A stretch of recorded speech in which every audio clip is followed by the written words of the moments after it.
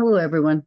In this video lecture today, we're going to talk about the media and political information. It's chapter 7.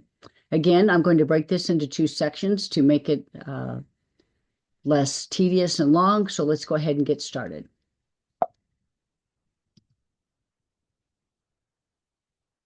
We need to cover some of the formats of media. Media are print and digital forms of communication that convey information to large audiences. And there are different formats of media. These include print, such as newspapers, magazines, books, broadcast, which would be radio, television, other media that transmit audio or video content to the public, digital, website, social media, and other online sources, recognizing that digital and broadcast media frequently overlaps. So when you look at those definitions, the majority of people are currently getting their information online.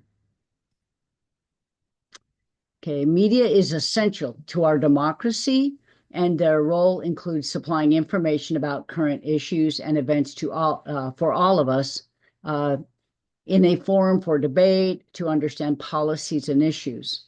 They tend to be non-governmental sources of information. It's one thing to get information from the government, and there are some countries where the government controls all of their media. Really, you're getting in those countries only what the government wants you to know or what the government wants you to hear. Another reason they're important is they give the public an opportunity to evaluate issues so they can form their own reasons, opinions, and consensus and take action if they so deem it necessary. The media, act as a watchdog on actions of government and political actors. This last one might be one of the more important ones, watching political actors. Without media, we'd have to rely entirely on information provided by the government, which could be very problematic. As I've noted before, the importance is evident in the First Amendment, where we have freedom of speech and freedom of press protections. Okay, journalists. What are journalists? They are a group of professionals that are guided by professional standards.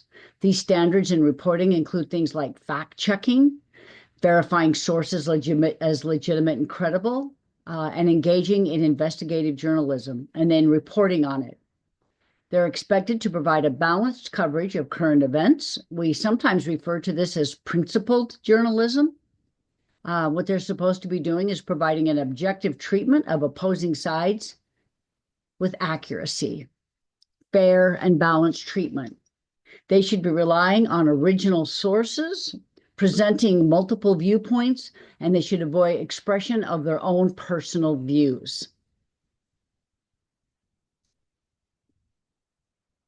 Recognize this is much different than the talking heads that we see today that was sometimes considered news. Okay, when we talk about opinions, don't get mixed up between these two. News is news, and opinion is opinion, and opinion about the news is not the news. Okay, many of the news shows we see that exist are really nothing more than opinion shows. The majority of them on these 24-hour stations are opinion shows. Most media outlets in the US are privately owned, for-profit businesses. We do have a few exceptions, PBS, NPR. These are publicly owned and operated stations. Media revenues consequently come primarily from advertising. So when you have advertising, paid advertisements, that comes with a strong incentive to run stories that are going to attract viewers and listener participation. I hear it called clickbait.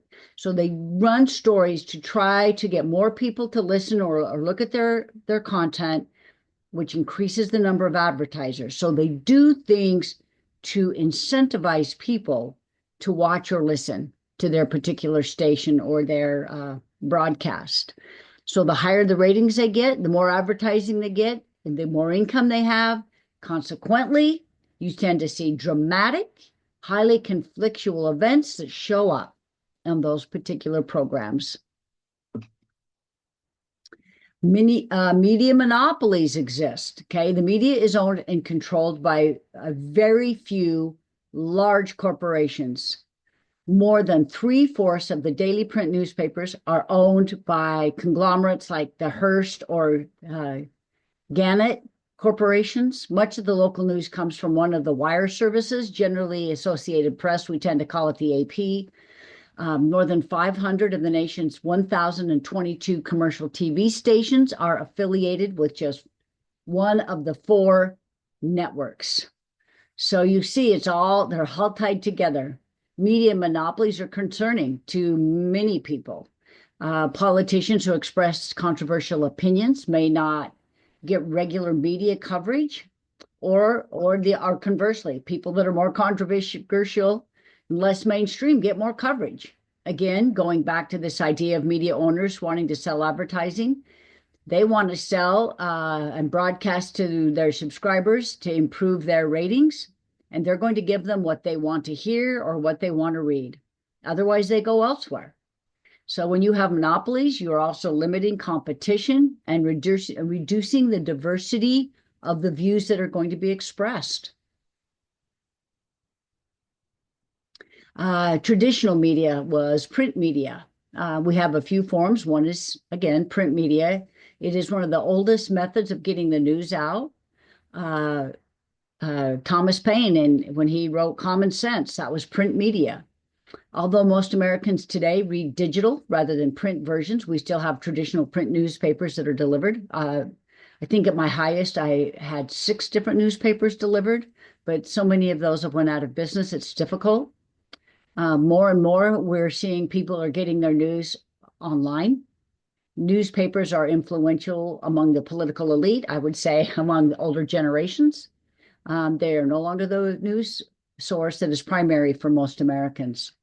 As I mentioned, we tend to read more digital rather than print, and competition has undermined these traditional models of newspapers.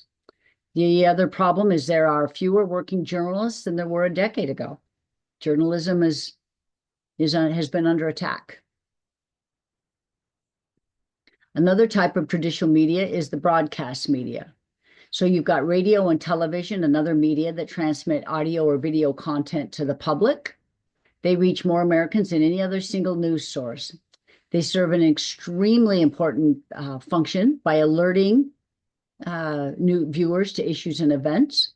However, they cover relatively few topics and provide very little actual depth in their coverage. They rely on leading newspapers or digital media, other forms of media to set the agenda. They just follow it. The time limits and ratings restrain the content that they can actually cover. So if you listen to radio shows or to television when they're talking about the news, they tend to give you very, very short little snippets of information. Okay. So if you're watching news on television, it's likely very superficial. It's more like a headline in a couple of sentences and then on to the next story. That's a problem. Television does remain relevant, however, and we have like I said, these 24-hour cable news channels that offer more detail and commentary than your regular nightly news shows, ABC, CBS, NBC, and Fox. But remember, these channels have more than just news, okay? They have significant number of opinion and commentary programs dressed up to look like the news. And people believe it's news when it's generally a lot of people just talking heads. They're just sharing their opinions. And these politicians tend to be more friendly with those types of these opinion pieces. Local TV continues to be an important source of news, especially for older Americans, African Americans, and people with lower incomes or lower levels of education. Radio and other forms of media, podcast, online streaming, but we've seen a real resurgence in radio. I know in my car, I have Sirius XM in all of my vehicles. I hadn't listened to the radio like that in years, but it's back and I listen to it. In fact, in the last decade, 41% of Americans over the age of 12 say they've listened to, for example, podcasts. So podcasts are extremely popular. They're longer than regular TV news, but like shorter than, for example, a Netflix uh, program. Talk radio is particularly dominant in conservative media. Again, though, people need to recognize those tend to be opinion. Um, this is at the national and local levels, and this is just commentary. They may take a fact and then proceed to give opinion on it. We've seen major changes to the media with the rise of the internet. The news websites are digital sites that are owned and managed by newspapers. So follow the principles of journalism and deliver content that's familiar to the print newspapers. That was the intent. Streaming news is a growing substitute for TV for many people. None of my children have a television. They just watch, if they have news, they watch it, something that is streamed from the internet. So they watch it on their phones. They watch on their computers, their tablets. They don't just watch it on TV, like I said. News aggregators, okay, news aggregators. News aggregators, I'm emphasizing that, is a term you need to be familiar with. These are organizations that collect news into one location for easy viewing.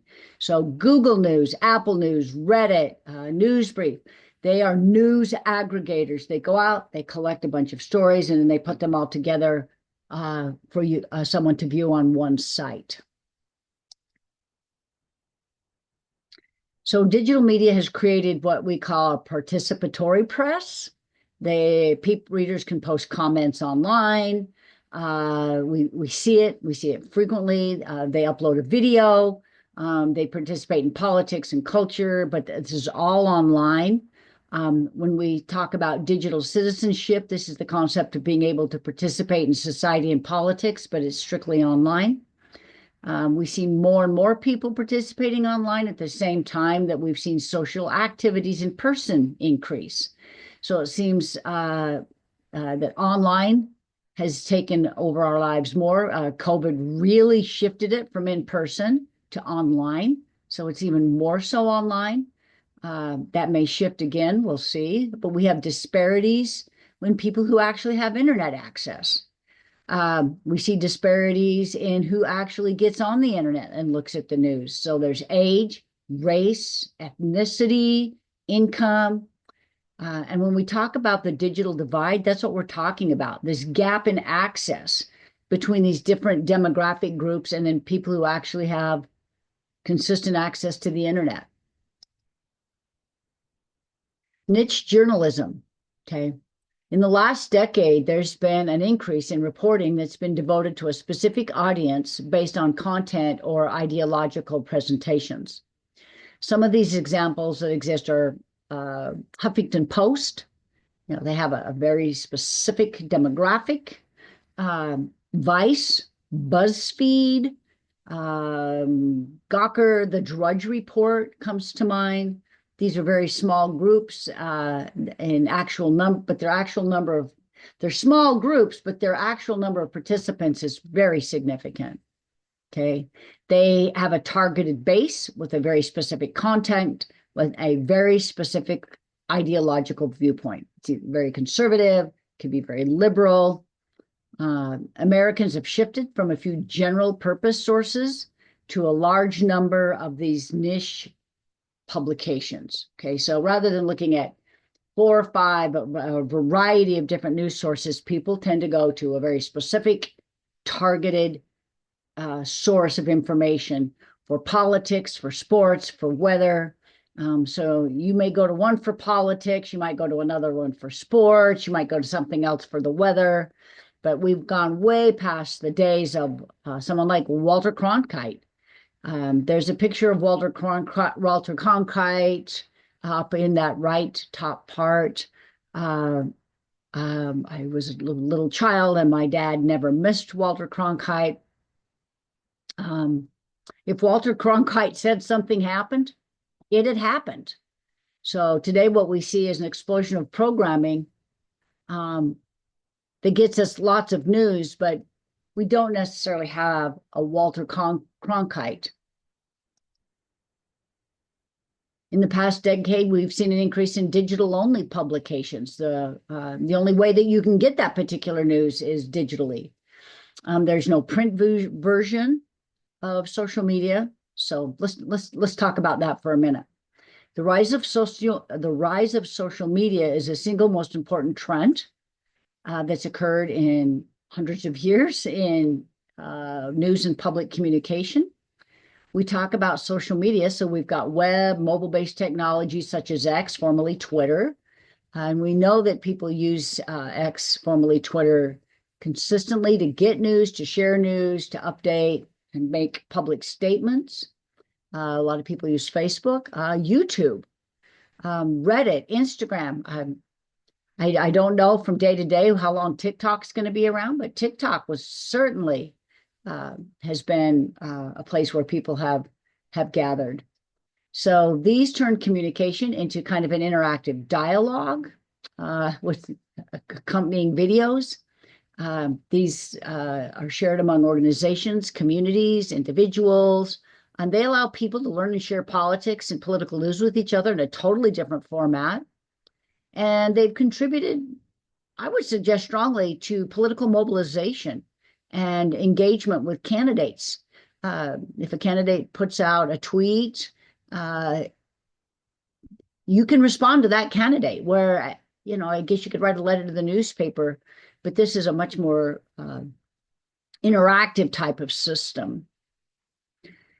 They've contributed to this really quick dissemination of information. The problem is that information that's disseminated may be true, it may not be true. They have to pull it down frequently. But part of this is they also tend to put together algorithms. And if you're familiar with how TikTok worked and how Facebook works, it's all about the algorithm. Okay, so here's some surveys of who uses what. This doesn't list all forms of, clearly does not list all forms of social media, but some of the major ones in 2019. But I would suggest this chart is somewhat outdated.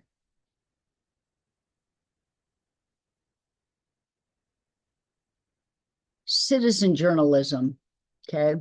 Journalism is no longer exclusive to professional journalists. Citizen journalists, everybody can be a journalist now with digital media. Sometimes they call them influencers, and these ordinary citizens go out with their phones. They can take videos rather than professional journalists out doing interviews. Just anybody can, I guess, consider themselves a journalist. I would consider them more of a social media influencer. The wide availabilities of camera on everybody's cell phone. So they allow people to upload content. They can share it. It can be replayed.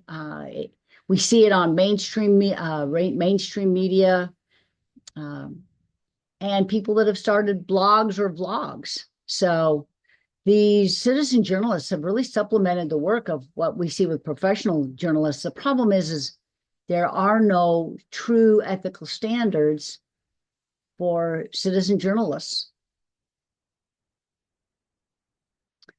Nonprofit journalism, okay, another way to look at it, political information available that you can get from universities, think tanks, nonprofit organizations, foundations.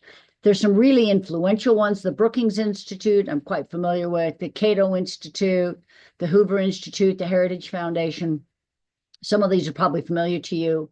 And their whole idea is, I think, deeply about a certain subject or an issue, and then they create reports. They do programs on them. The problem is any issue, any of these groups can make it political to fit their own agenda. Okay, so be aware. Be aware when you're looking at these groups, these institutes or whatever, that they have a political bend, and they may be trying to influence how you think. Remember, think critically. Universities also have expanded their public outreach. They can do events, they can do broadcasts. sometimes when something significant occurs, a university will have an event. So I remember when Ukraine was first invaded by Russia. ISU has a political science department with some Russian experts, and they hosted an event that they broadcast to give more information about. This is the geographic locations of Ukraine. This is their government history. Anyway, so that's a nonprofit group way of getting that information that should be fairly accessible by the public, and you would hope that it would not be leaning one political way or another, that it would be more information based. And again, local foundations tend to support nonprofit newspapers in your area. So, what are some of the benefits of online media? Well, it's online. You have it, you can get your phone out, you can check your news, and I am guilty as anybody, okay? If I have a minute, I'm checking the news. And I'm trying to remember, there was probably some Supreme Court cases that were coming out that I was anxious to see. And now it's become a problem. I just want to check my news constantly because I can have access. I can get different viewpoints from different news organizations online. So I have active up to minute, call it currency. The depth of information may not be perfect, but that's not always what I'm looking for. It's just what is happening right now. So it's cheap because I own my phone. I don't necessarily have to purchase any of this content. So what are some of the negatives or concerns about these online media sources? Well, there's less investigative work and less watchdog work because that costs money. It's high production costs if you do a much fact checking or having people double check your sources. So in a low revenue business, the quality you tend to see is conflating or mixing of popular and viral communication with some factual information so that people actually think what they're saying is accurate. So you get what they call fake news, hate speech, rumors, factual errors overwhelm the actual factual content that doesn't exist. Online media tends to have a more narrow lens, and many of these websites specialize in a single, some might say, biased point of view. So the public may seek out information from only that one perspective, the one that they believe personally, that supports their personal views. So we end up with these things that we call echo chambers, filter bubbles, self-selection bias. Okay, it's confirmation bias. It's a narrow lens, and we only listen to the information or the news or the opinions that we agree with. We don't want to hear something we don't like. It's uncomfortable. Okay, so let's talk about fake news. Fake news is when a false story is intended to be read as factual, is circulated to benefit one candidate or a party over another, or to generate ad revenue. Okay. Misinformation, false, inaccurate, misleading information in the media, especially on social media, and how easy it is to access it these days and repost it and retweet it and re-see it. Okay. But you have no idea if it's true or not. Okay. That's a problem. So encountering misinformation online is common, and repetition does not make something true. Just because people say it over and over and over again does not make it a fact. Okay. It doesn't make it true. It doesn't make it less fake news. Okay. I'm going to use this one. So this is President Obama's birth certificate. Okay. There it is. We got it. We know what it looks like. It's an official government document. Okay. Doesn't matter how many times you've heard that he wasn't born in the United States, that he wasn't a U.S. citizen. That is not accurate. It's used to mislead and confuse people because we do have an actual government-issued certificate. Polarized information, environments, and media bias are also of concern. People tend to select their news sources, again, to confirm their own political beliefs.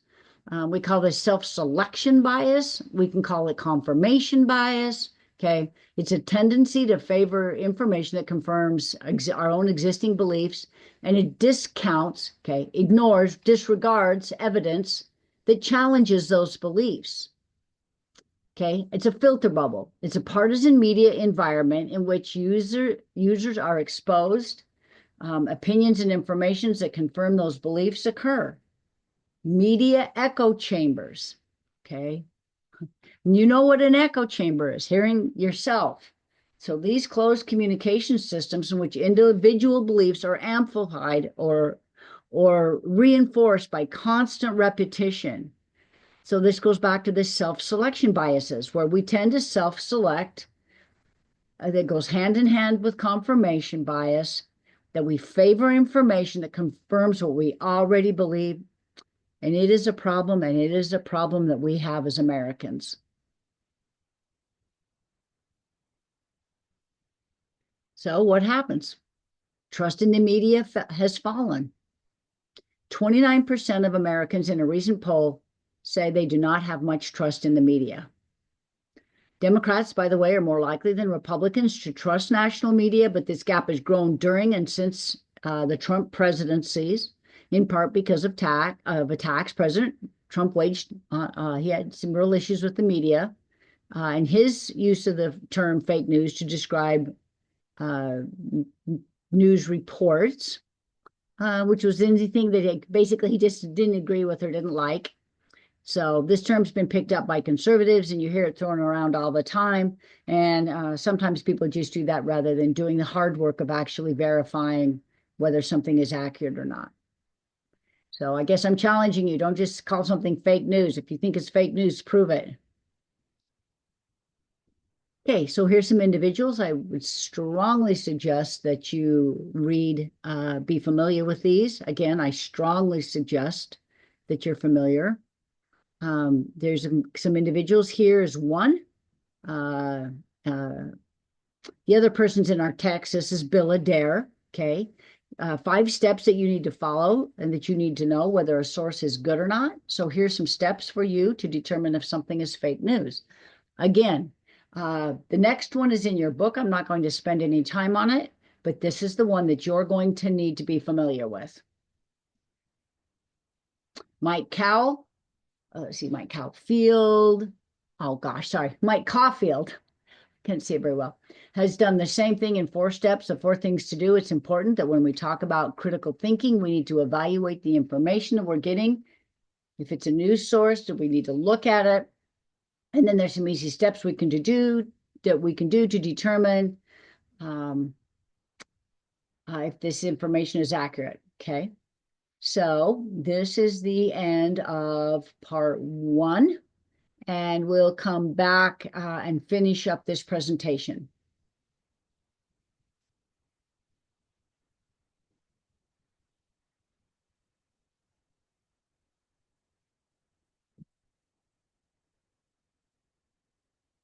Okay, part 2, we're back. Let's go ahead and continue and wrap up this chapter 7. Okay, let's talk a little bit about ways that media influence public opinion. There are 3 main ways they do this. Again, this is really important. This is another one of these things that you really are going to need to know, okay? Agenda setting. When you look at, when we talk about agenda setting, okay, and selection bias, okay, when you look at that, recognize selection bias by the media comes into play, because agenda setting directs public attention to specific issues and problems and topics. So we've got agenda setting, and then we've got framing. Framing influences how events and issues are interpreted, think about it, how it's framed. And then priming shapes how the audience evaluates leaders, events, or issues, okay? Making some criteria more important during this evaluation process. So again, 3 ways media influences public opinion: agenda setting, framing it, priming. Okay, what's agenda setting? Media really plays a huge part in how public opinion is influenced. You should know these three forms. Again, agenda setting, which is the power of the media to bring attention to a problem or to the issue. Okay, they set the agenda, like this is what's going to be important to us. Okay, identifying issues that politicians and the public will notice. This is what they want you to care about. In other words, it's a gatekeeper function that the media uses. Okay, groups that want their issues addressed try to get media attention to set that agenda. So if you have something that's going on and you really want that to be important, you want it to be part of the agenda setting that comes from the media. If you can get media interested in something, that's why people are like, call the newspaper. You need to call the paper when something happens. Have you called and told the news? Because if you can make it an agenda and bring attention to it, people will act on it, and then they can bring the public's attention to your issue and to the problem. Okay. This can play a really critical role in whether election officials act on any kind of a policy issue that's out there. If the media is talking about it, making a big fuss about it, politicians tend to pay attention. This can actually have an effect on public opinion. So if it's not in the media, they just tend to ignore it. It doesn't get much attention. So media has two modes, okay? They have this alarm mode. Oh, we got a breaking story. Everybody pay attention. And then you've got the patrol mode. They're just going to not go into great depth, okay? So, okay, patrol mode for greater depth in the story, but breaking news is the alarm mode. Hey, we're going to get your attention, and then they go into patrol, and you're going to keep your eye on it. Okay, selection bias. This is from the news media viewpoint, okay? The tendency to focus news coverage only on one aspect of an event or an issue, avoiding coverage of other aspects. So here's an example. NFL games never used to show people who would kneel or not otherwise maybe necessarily participate in the national anthem. Well, it was made an issue, and then people started booing at the athletes that were kneeling. And again, media is business. They want to get an audience, and people really got a jolt out of watching people boo because it was something they felt strongly about. But that wasn't something that was new. It was just something that attention was brought to. Okay. It was sensational. Same thing happened with Bill Clinton and his situation in 1998. Okay. There was a lot of coverage about Donald Trump and some inflammatory comments that he's made from time to time. Okay. So maybe no bigger than other news that may be occurring, but it draws a lot of media attention. Okay. What's framing? Okay. These are the arguments that are made to influence opinions, the power of the media to influence how people are going to interpret these events, issues, and people's actions.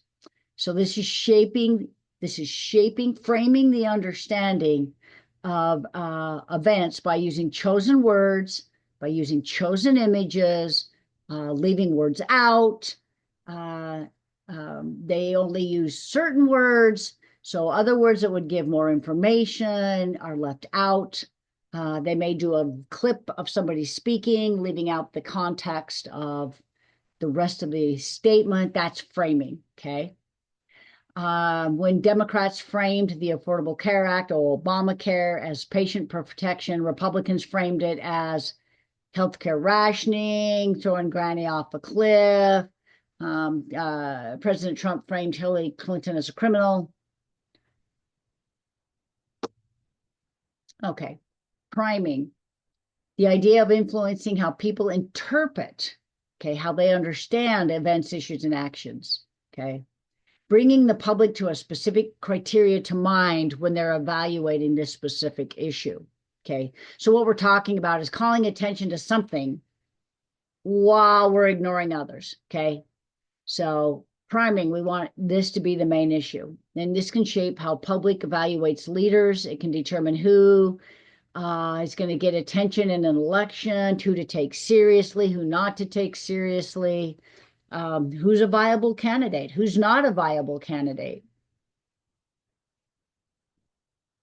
Okay, media leaks. This is a disclosure of confidential information to the news. Okay. Media leaks can come from a lot of sources. Some of the more well-known are whistleblowers, lower level public officials, people who want to politicize something that's happening with their bosses or supervisors. It's actions or government's activities.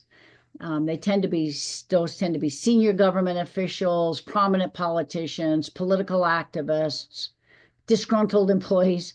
Sometimes leaks come out as kind of like a trial balloon. They're floating it out there. A leak's created, it's generated, the media gets it, and then they kind of wait and see. So they float it out there to see how the public's going to react. Okay, and then based on that reaction, they'll determine where they want to go with that. If they want to make it and try to seek a bigger public response or outcry, or if it's just ignored.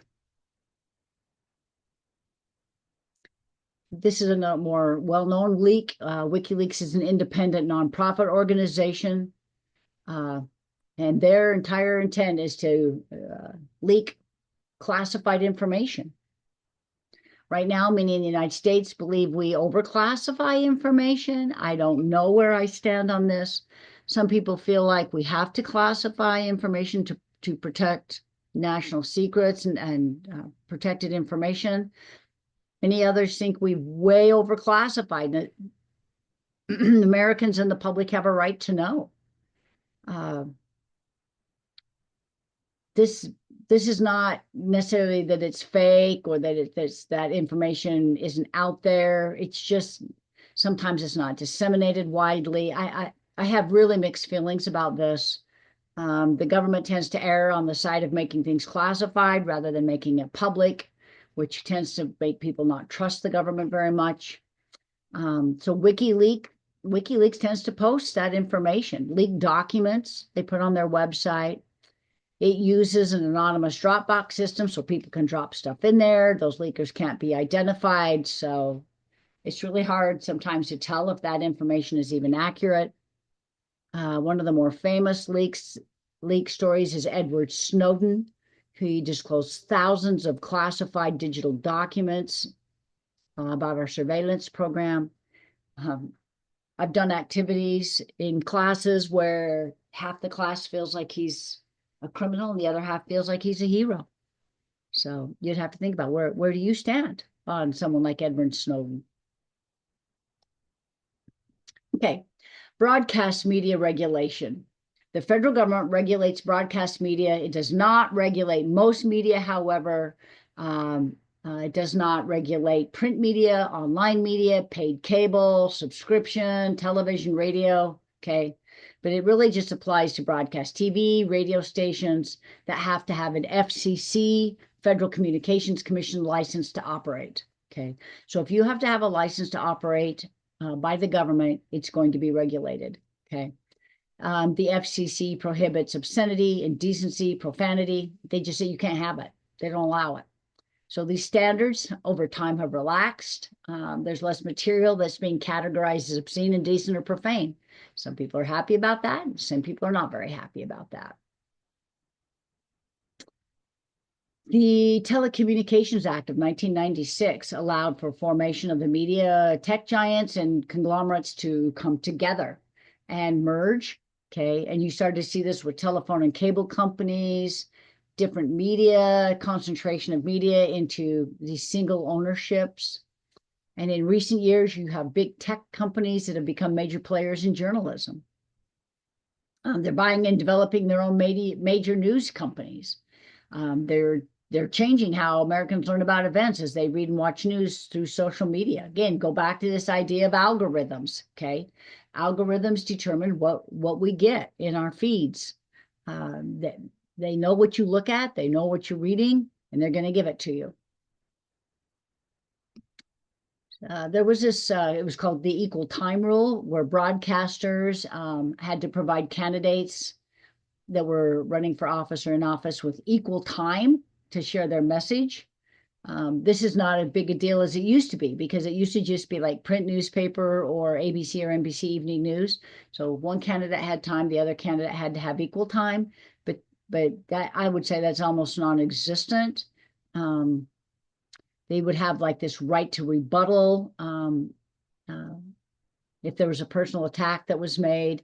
But based on the way social media works, there'd be no way to do that equal time. Okay, let's go back. Let's talk about confirmation bias for just a minute. Sometimes referred to as a self-selection bias by individuals. Confirmation bias affects many Americans negatively. We only go to sources for information that we know and support what we already believe. We see, we read, we hear something, and it's already stuff we believe. We tell ourselves it must be true because we just saw it, we heard it, we read it, we seek it out. These are views that confirm what we already believe. And I think this happens for a lot of people, and it's a problem. You're never going to hear anything contrary to what you believe. And if they bring on a guest host, that person's generally ridiculed. So if you only listen to sources of information that's going to tell you the same thing you believe, like conservatives listen to Hannity or liberals only listen to Maddow, et cetera, et cetera, et cetera. Okay. So when we talk about these algorithms, what do your search engines do? Okay. And your phone can hear what your news is playing. So they have algorithms that have these built-in confirmation biases. So if you look for some news on something particular, the algorithm's going to say, oh, this is what this person likes. They like this stuff. They like this issue. Oh, they're really interested in this person, this speaker, this event. Okay. And she likes these kinds of shoes. So man, you just get shoe ad after shoe ad. But it does the exact same stuff with political stuff. Okay. So when you're doing Google searches, it's creating an algorithm, and it's going to recognize it. And it's going to build in confirmation bias for you. Okay. It's going to see what is it that you're looking up. Well, what site did they choose? And they build that around you. Okay. And you're just going to keep getting stuff that's related to the things that you already know and that you already like, and you already have a built-in confirmation bias for. Please remember the importance of critical thinking. There's influences all around us trying to influence our critical thinking skills, and we need to determine what's true and what's not. And it's not going to be comfortable. It's just really unpleasant for our brains to do this. Okay. This is not the first time I've said it. It's not going to be the last time I said it. Who said it? What did they say? When did they say? Where? How? Why was this important to me? Was it because it confirmed what I already believed? Okay. This is important to me because until you understand each side of an argument or an issue well enough that you can explain it to somebody else and make it convincing with verifiable evidence on both sides, you don't have enough information to decide what's right or wrong. Okay. That means you can't just go to the same or similar sources that you always have in the past. Okay. You're not going to get the information you need. Now, the truth may be somewhere in the middle. Okay. It may not. Both sides could be wrong. Both sides could have some level of truth. Okay. I just don't want you to be so controlled by confirmation bias that you don't recognize something for what it is. Okay, we're going to call it good there, and I will talk to you again next week.